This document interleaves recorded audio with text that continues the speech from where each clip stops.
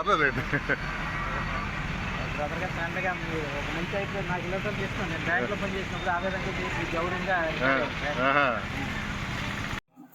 విలేకరులందరూ వస్తాను, లేట్ అయింది మరి వస్తాను.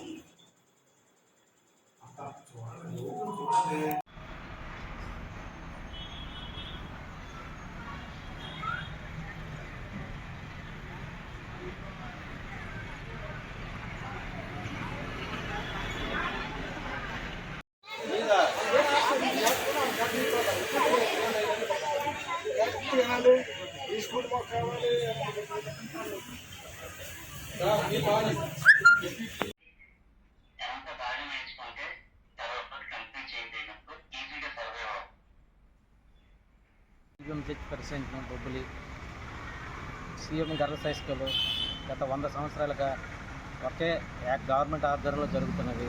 ఎంతోమంది కరెస్పాండెంట్స్ వచ్చారు. అందరి కరెస్పాండెంట్ సౌజన్యంతో ఈ స్కూలు దివ్యంగా జరిగింది. ఈ స్కూల్లో ఎంతోమంది విద్యార్థులు పై స్థాయిలో కూడా ఉన్నారు. వారి సహకారంతో సంఘాన్ని ఈ స్కూల్ నడపడానికి ముందుకు వస్తున్నారు కూడాను. రీసెంట్గా ఒక కరెస్పాండెంట్ని నియమించారు. ఆయన మీద ఎన్నో క్రిమినల్ కేసులు ఉన్నాయి. అయినా కూడా ఆయన వచ్చిన దగ్గర నుండి ఈ స్కూల్ బాగోగులు పట్టించుకోకుండా ఈ స్కూల్ తాలూకా ఆస్తుల్ని విక్రయించి వేరే దగ్గర తరలించాలని ప్రయత్నం చేస్తాడు. స్కూల్ రికగ్నిషన్ కూడా రెన్యూల్ చేయలేదు. దయించి గవర్నమెంట్ వారు నా విన్నపం 100 సంవత్సరాల చరిత్ర గల ఈ సంస్థను, ఈ స్కూల్ని నిలబెట్టాలని కోరుతున్నాను. అదేవిధంగా 2022కి సిబిఎం గర్ల్స్ హై స్కూల్ పేరున ఉన్నటువంటి భూమిని మ్యూటేషన్ చేశారని తెలిసింది.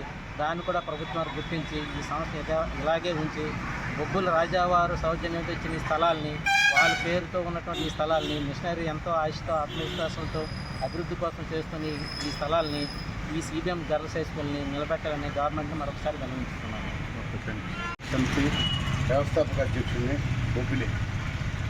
ఇప్పుడు ఈ ట్రస్ట్ పేరు మీద ఉన్నటువంటి 1921లో బ్రిటిష్ వారు ఈ సిబిఎం స్కూల్ని ఏర్పాటు చేసి పేద పిల్లల కోసం అప్పటి నుండి ఇప్పటి వరకు ఇది రన్ చేస్తున్నటువంటి పరిస్థితి.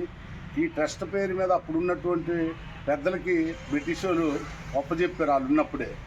సరే వాళ్ళు వెళ్ళిపోయిన తర్వాత కూడా ఈ ట్రస్టులు అనేవి దేశం మొత్తం మీద కంటిన్యూ అవుతున్నాయి. ఇది ఎవరు కూడా అమ్మడానికి కొనడానికి ఎవరికి హక్కు లేదు, అమ్మడానికి కూడా ఎవరికి హక్కు లేదు. ట్రస్ట్ ఉన్నంత వరకు బాగోగులు చూసుకోవాలా, ఈ శుభ్రపరచాలా, లేకపోతే ఇంకా రిపేర్లు ఏమైనా ఉంటే అలాంటివి చేయించాలి తప్పితే ఈ ట్రస్ట్ పేరు మీద తహసీల్దారు మన డోల రాజేశ్వరరావు గారు ఉన్నప్పుడు 2023లో సిబిఎం సంస్థ మీద 1B ఇచ్చారు. లక్షలాది రూపాయల లంచం తీసుకొని విఆర్ఓ, ఆర్ఐ గారు, సర్వేర్ గారు వీళ్ళు తీసుకొని ఉన్నతాధికారులు కూడా మేనేజ్ చేసి ఈ 1B ఇచ్చారు 23లో. మళ్ళీ 2 నెలల్లోనే రత్నకుమారి పేరు మీద, రత్నకుమారి పేరు మీద మరొక 1B ఇచ్చారు.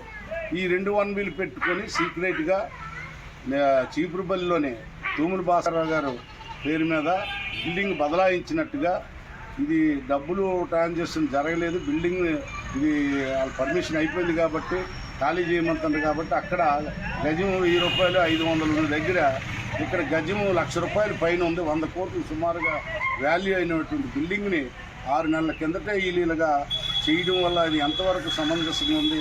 ఆ అధికారుల మీద, ఈ కొన్నటువంటి భాస్కర్ మీద కూడా క్రిమినల్ కేసులు పెట్టి అరెస్టులు చేసి జైలుకి పంపిస్తే కానీ ప్రజా ఆస్తులకి రక్షింపబడదు. అలాగే ట్రస్ట్ ఆస్తులు కానీ ప్రజా ఆస్తులు కానీ ఎక్కడైనా దుర్వినియోగం చేసినప్పుడు ప్రభుత్వం చాలా సీరియస్గా కఠినంగా యాక్షన్ తీసుకుంటే కానీ ఈ అరాచకాలు ఆగవని చెప్పేసి మేము తెలియజేస్తున్నాం.